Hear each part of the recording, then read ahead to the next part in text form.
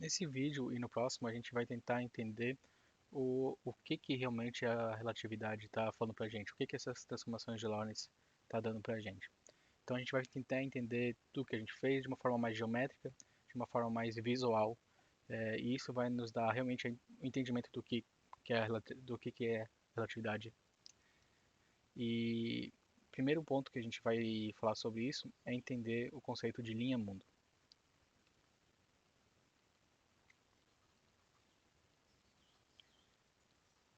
Primeiro passo para entender esse conceito é simplesmente lembrar que a gente pode ter uma trajetória, em física clássica mesmo, né? A gente tem uma trajetória x de t, que basicamente a cada tempo a gente tem essa função que nos diz a posição em que o corpo está, o objeto está. Então a gente pode escrever um gráfico dessa trajetória e que a gente faria algo desse tipo aqui, né? Faria um gráfico nesse eixo x, nesse eixo tempo, e a gente diria que nossa trajetória é alguma coisa desse tipo, né? Então, o nosso objeto ele faz alguma função, a posição dele faz alguma função em função do tempo. Agora, diferente do que a gente normalmente faz em física clássica, agora em relatividade a gente vai simplesmente inverter os eixos, porque vai ficar mais claro para a gente dessa forma. Então, o que a gente vai fazer é que no eixo vertical a gente vai falar de tempo, e não só tempo, a gente vai fazer c vezes tempo, né, para a dimensão ficar correta, e isso vai ajudar a gente depois. E aqui no eixo horizontal a gente vai chamar de x. Então, meu gráfico vai ficar algo desse tipo aqui, assim, né?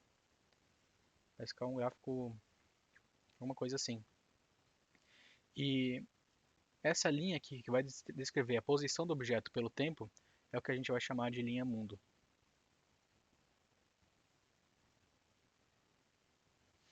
Basicamente, a linha mundo é a trajetória do objeto pelo tempo.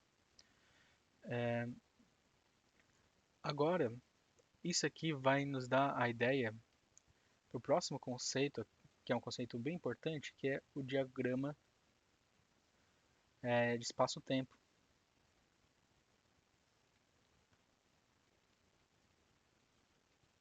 Então, qual que é a ideia desse diagrama? Ele de novo, a gente vai escrever esses eixos aqui, o eixo CT e o eixo X. E a ideia é que quando a gente vai mudar de referencial e fazer um eixo CT' e um X', ele vai descrever um objeto que está andando como se tivesse uma linha mundo aqui, nessa direção. Se ele está com uma velocidade, então, né, o referencial S' está com uma velocidade v em relação ao s.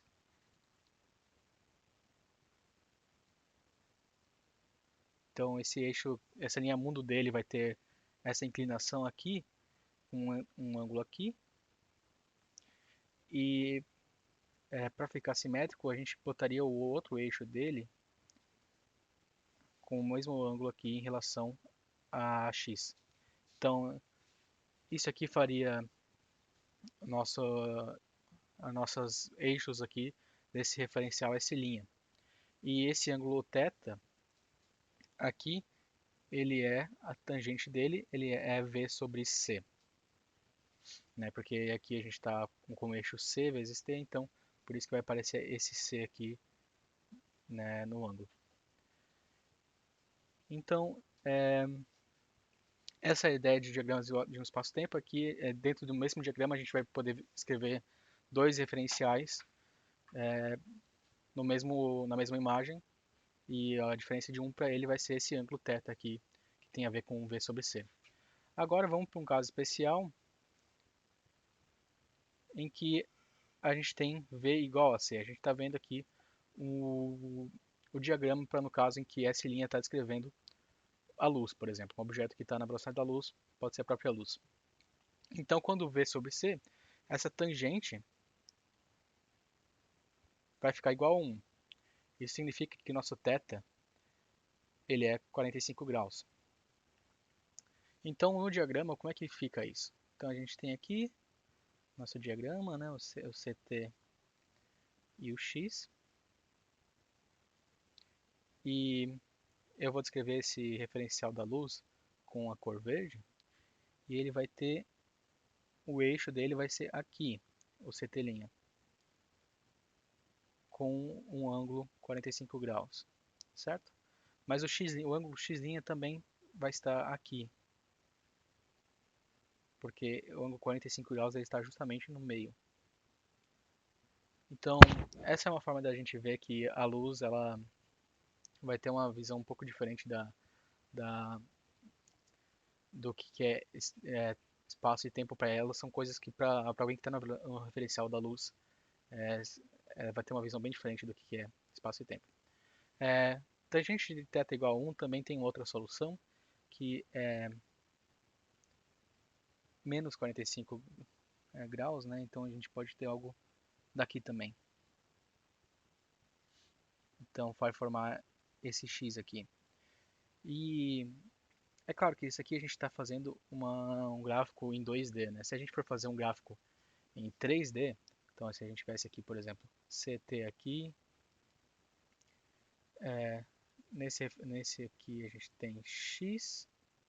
Eu vou estender um pouco esse desenho aqui, um pouco mais para cá e um pouco mais para cá. E vamos dizer que tem um eixo Y para fora do quadro. Então, esse referencial da luz aqui ficaria algo desse tipo, né? Então aqui está nossos 45 graus. Isso aqui tá... E o que aconteceria no eixo Y seria continuar com esses 45 graus, então formaria uma espécie de cone dessa forma aqui, em 3D, né? Sempre mantendo os 45 graus com a horizontal ou com a vertical.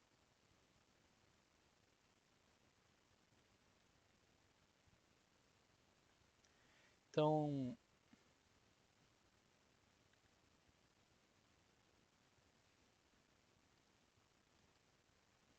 essa é a ideia do cone de luz que a gente tem em relatividade. Então, esse aqui é o gráfico em 3D.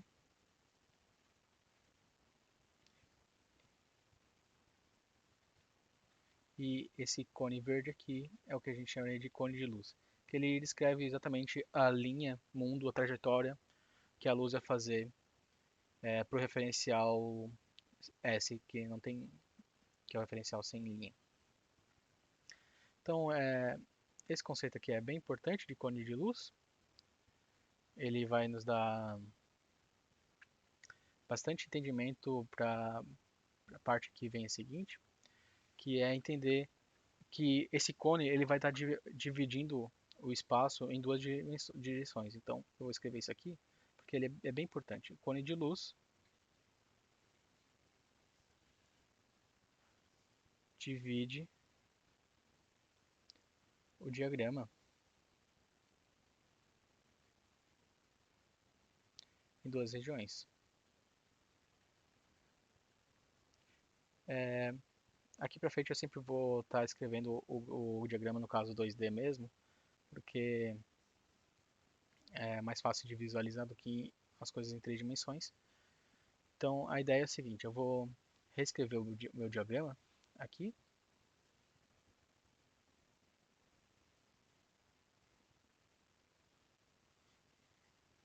Então a gente tem o CT, o X, o meu cone de luz aqui, em verde. E vamos dizer que agora a gente tem um objeto que algum referencial S', e para ele, θ é maior que 45 graus. Ou seja, se a gente viu lá como calcular o θ, que é V sobre C, para θ ter maior que 45 graus, a gente tem que ter que a velocidade é maior que a velocidade da luz. Então, esse referencial vai formar alguma coisa assim para a gente, o eixo CT' dele, esse referencial. Então, vai ficar diferente aqui vai ficar mais um ângulo maior do que o ângulo da luz. E um outro referencial que a gente pode fazer é que o ângulo é menor que 45 graus. Que esse é um caso em que a velocidade é menor que a velocidade da luz, então o eixo CT' dele vai ser algo que está dentro do cone. Pode ser algo assim, ou pode ser algo, por exemplo, assim. Esse gráfico ficou bastante poluído agora, com todas essas diagramas, então eu vou reescrever o que eu fiz aqui, só que agora de uma forma diferente, porque se vocês lembram da aula em que a gente falou sobre bolha de luz, a gente viu que a gente tem isso aqui, né? ds ao quadrado, que é o nosso ct ao quadrado, menos x ao quadrado, menos y ao quadrado, menos z ao quadrado. E a gente tem que, quando esse ds ao quadrado igual a zero, isso aqui representava um objeto que viajava na velocidade da luz, então a gente pode chamar isso aqui de um tipo luz. Quando nosso objeto tinha ds ao quadrado menor que zero, esse aqui é o caso em que a velocidade está maior que a velocidade da luz. Então, esse caso aqui eu vou chamar de tipo espaço, porque é quando o espaço fica maior que o tempo, né, nessa expressão aqui. Então, por isso eu vou chamar de tipo espaço. E o outro caso, que é o ds ao quadrado maior que zero, esse aqui é o caso em que a velocidade é menor que a velocidade da luz. Então, a gente tem algo que é um tipo tempo. E no nosso diagrama do espaço-tempo que a gente estava construindo, então a gente tem de novo aqui o diagrama CTX, o cone de luz vai estar aqui.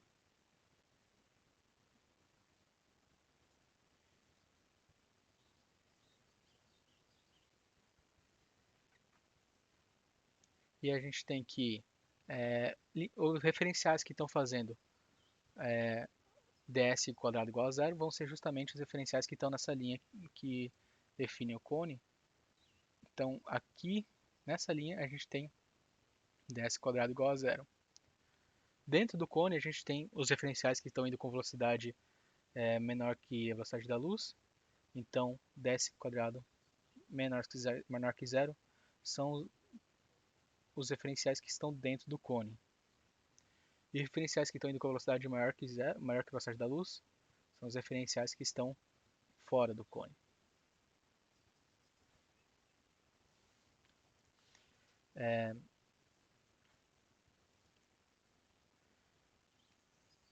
Então é dessa forma que a gente entende que o cone de luz está dividindo esse espaço em duas dimensões, né, em duas regiões.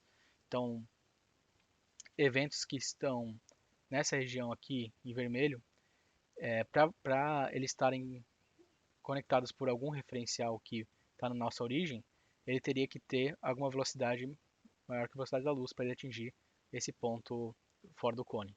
Pontos que estão dentro do cone poderiam ser atingidos por uma velocidade menor que a velocidade da luz, e pontos que estão exatamente no cone teria que ter velocidade igual à da luz. Então essa é a ideia dessa divisão desse diagrama.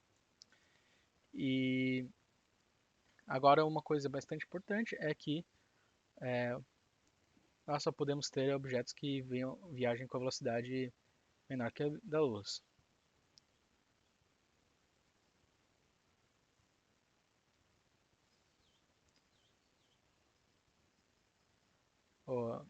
Então, dois eventos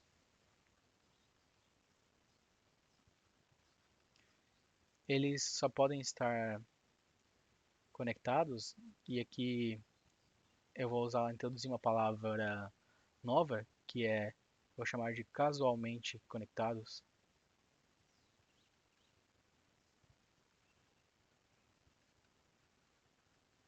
É, se esse ds ao quadrado for menor que zero, né? Então a situação que ele está na área azul do diagrama.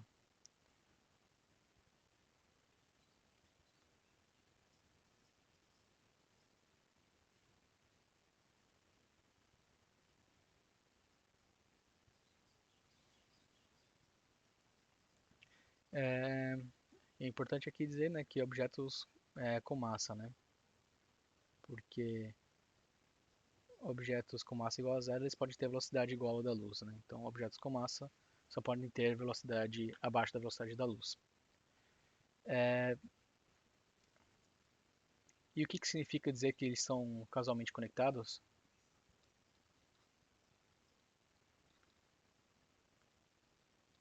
Significa dizer que um é a causa e o outro é efeito, né? Então, é a relação de causa e efeito. Então, a ideia é que se você, por exemplo, se tiver um evento na origem aqui, um evento aqui nessa área vermelha, o evento que está na origem nunca poderia ser a causa desse evento aqui na área vermelha, porque a informação de que esse evento aconteceu não tem como chegar aqui, porque ele está numa distância maior do que a velocidade da luz conseguiria atingir. Então, é impossível para esses dois eventos terem alguma relação de causa e efeito. Agora, uma coisa bastante importante que a gente vai ter é que, como c, a velocidade da luz, é invariante, a gente vai ter que toda essa nossa construção aqui, do cone de luz, é invariante também.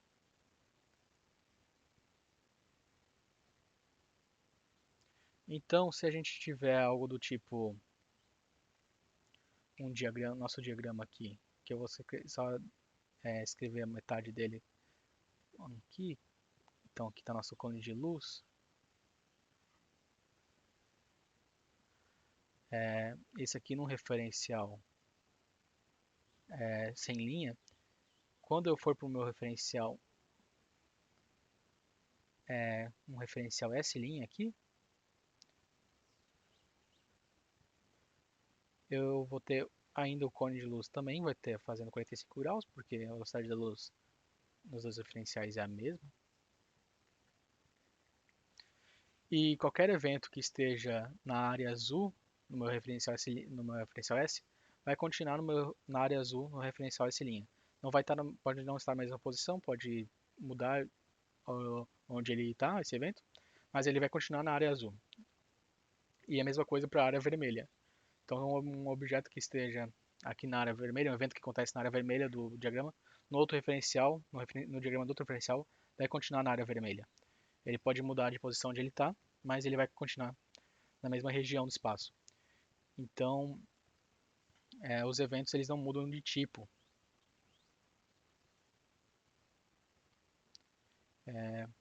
Quando eles mudam de referencial.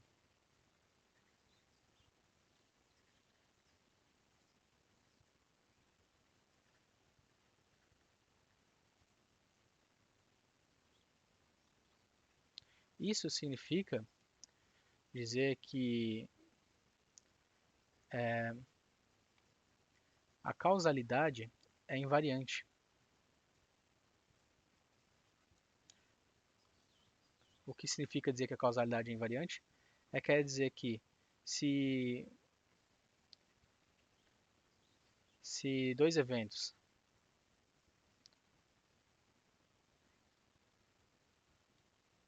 tiverem um efeito de causa e efeito, né, tiverem uma relação de causa e efeito, então o que a gente chama de forem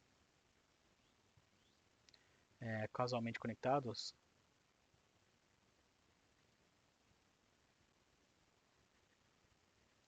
todo referencial vai ver eles causalmente conectados. Então todo referencial concorda. Porque é o dois, o evento está causalmente conectado, ele tem que estar nessa área azul e qualquer referencial vai continuar vendo esse evento acontecer na área azul. Então ele nunca cruza aqui a linha que vai para a área em que ele não pode ser causalmente conectado. Então esse aqui é o resultado que a gente tem e isso aqui é o ponto principal da relatividade. Então eu vou escrever bem forte aqui, né, que é a causalidade ser invariante.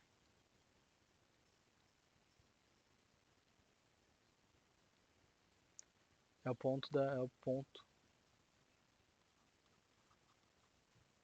principal da relatividade.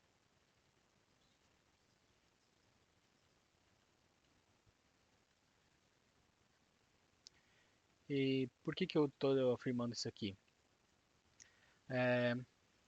Do jeito que a gente construiu aqui, que é o jeito histórico, o jeito que a gente desenvolveu a relatividade, parece que a velocidade da luz é muito importante. E a pergunta é por que que o universo se importa tanto com a luz? E a resposta é, na verdade, que o universo não se importa tanto assim com a luz. A luz só tem essa velocidade, que é a velocidade mais rápida que um objeto pode ter no universo, meio que por coincidência, porque a massa dela é igual a zero, então não tem nada que faria ela ter uma velocidade muito rápida. Mas a causalidade sem variante é o que o universo se importa. E por que isso? É porque o universo ele não gosta de paradoxos. É claro que o universo não é um ser humano, então o universo não gosta nem desgosta de nada. Isso aqui é uma forma de linguagem de falar, que o universo não gosta de paradoxos. E causalidade quebrada, se a causalidade não fosse invariante, a gente teria muitos paradoxos. Então, causalidade quebrada gera paradoxos. E só para dar um exemplo de um paradoxo que pode surgir de uma causalidade quebrada, normalmente aqui daríamos assim, um exemplo de um voo e o voo morrendo em algum referencial, alguma coisa assim. Esse é um exemplo meio macabro, eu não vou fazer esse exemplo, eu vou dar um outro exemplo, que é a ideia que a gente vai fazer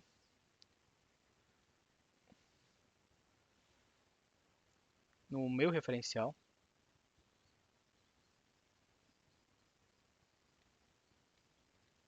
em t igual a zero, eu vou fazer um bolo. Em t igual a 1, eu vou comer o bolo que eu fiz.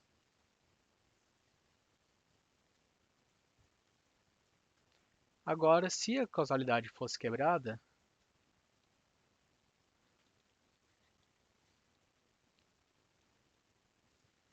é dizer que vai existir um referencial S'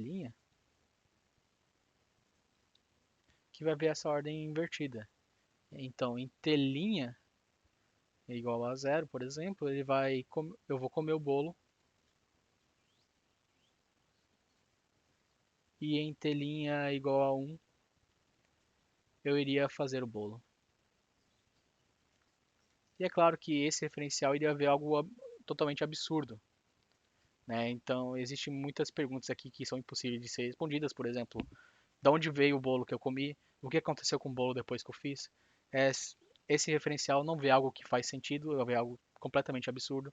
Esse referencial não deveria existir. E todo ponto de tudo que a gente fez aqui, todo ponto das transformações de Lorentz, da dilatação do tempo, da contração do espaço, tudo que foi construído, no fundo, realmente está sendo feito para que a causalidade seja mantida e que a causalidade seja invariante. E assim a gente consegue evitar a existência desses referenciais que viriam esses absurdos aqui. Então, essa é a ideia da relatividade.